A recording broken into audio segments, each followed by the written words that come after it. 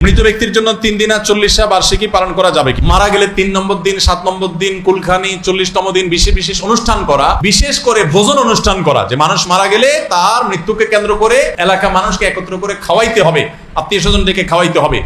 এটা মূলত হিন্দুদের শ্রাদ্ধ থেকে এসেছে। আপনি গুগলে গিয়ে এখনই শ্রাদ্ধ লিখে সার্চ দেন, তালি বেশর অপালা আকার দয়ের পিঠে বড় ধ শ্রাদ্ধ লিখে সার্চ দেন, আপনি অনুসন্ধান চালান, দেখতে পাবেন যে হিন্দু ধর্ম মতে কোনো মানুষ মারা গেলে ওই ব্যক্তির আত্মীয় স্বজনদেরকে, যদি এলাকাবাসীকে, আত্মীয় স্বজনকে এবং সর্বস্তরের মানুষকে, গরিব দুঃখীকে যদি খাওয়ান দাওয়ান দেওয়া না হয়, তাহলে ওই ব্যক্তি স্বর্গে খাওয়ান দাওয়ান পায় না।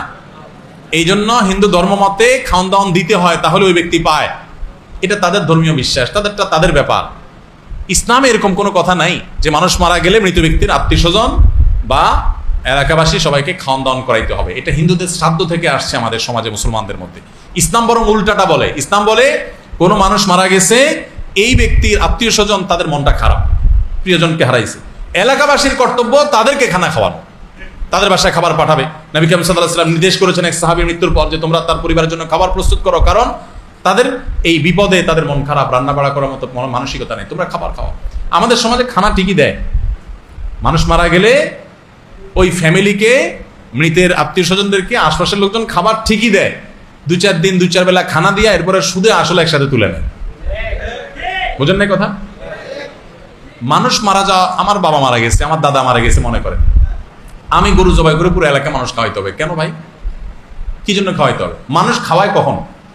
খুশি হলে। খাওয়ায় কখন? যেমন ছেলে হয়েছে, ছাগল জবাই করে আকিকা খাওয়ান।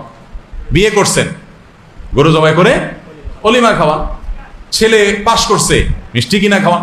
তো সাধারণত মানুষ ফুর্তির কোনো, আনন্দের কোনো সংবাদ পাইলে তখন মানুষ সাধারণত, এখন ভাই আমার বাপ মারা গেছে, আমার দাদা দাদি মারা গেছে, আমার মনটা তো এমনিই খারাপ, আমি গরু জবাই করে পুরো এলাকা মানুষকে স্বামীরা টাঙায় খাওয়াবো, এটা মানেটা কি?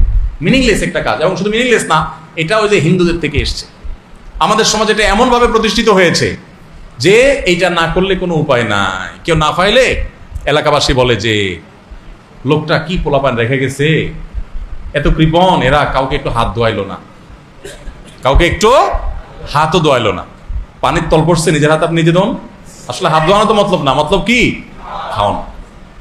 এটা জুলুম ভাইয়ের আমার, এবং এই কালচারের বিরুদ্ধে আমাদের দাঁড়ানো দরকার। মা বাবার পক্ষ থেকে আপনি গরিব দুঃখীদেরকে খাবার দেন যে কোনো সময়, এটা ভালো কাজ। কিন্তু দিনক্ষণ ঠিক করে যে ফুর্তির মতো আয়োজন করা, আনুষ্ঠানিকতা করা, এটা ওই শ্রাদ্ধ থেকেই এসেছে। মৃত ব্যক্তির তরফ থেকে সাদাকা জারিয়া করেন, এটা টিউবওয়েল করে দেন, এটা গাছ লাগায় দেন, অন্যান্য ভালো কাজ করেন, এগুলো করা দরকার। আল্লাহ আমাদেরকে বোঝার তৌফিক দান করুন।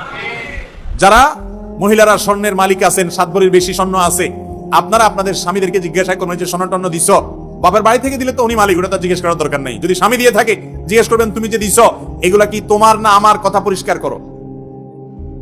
এই প্রশ্ন করলে দেখবেন বেশিরভাগ পুরুষ ধরা পড়ে গেছে। আমতা আমতা করবে, আমতা আমতা বলবে, না মানে তোমার আমার তো একই। বলবে না, কাহিনী করবে না, কোনো কাহিনী নেই, সাফ সাফ বলো এটা কি তোমার না আমার।